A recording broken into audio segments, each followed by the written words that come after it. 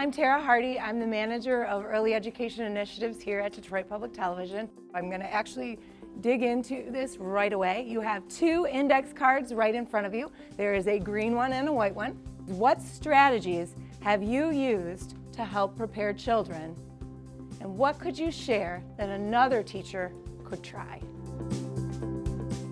Well, I was excited to hear about Edcamp from a colleague. She felt that this would be something for me that I could actually learn from other teachers, share ideas that I currently have in the field of education. I actually watched the clip from last year and thought this was a great opportunity to network and to hear other people who work with children and their passion.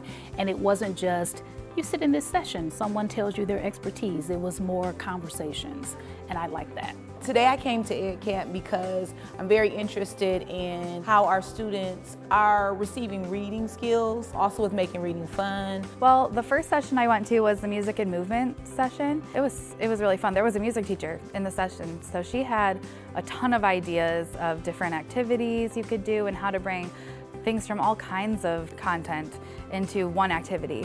We had an activity that involved science and literacy and social emotional learning, so it was really interesting. What I do every year is I invite parents to come in and read to the children their favorite book.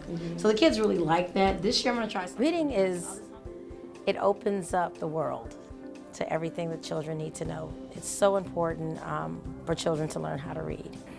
So reading is, to coin a phrase, reading is fundamental. So I really believe that reading should be incorporated into every area of early childhood, and I think it should be incorporated when they're very young. If you get a child to really love reading very early on, then knowledge is power and they can really go anywhere. You can imagine what you're reading, and that's a wonderful opportunity. To be able to develop your imagination also improves your ability to be creative. Reading is so important for children's futures. They have to learn how to read to do everything in their lives, and figuring out a way to make it fun for them to learn I think is really important, because otherwise they're not going to want to do it.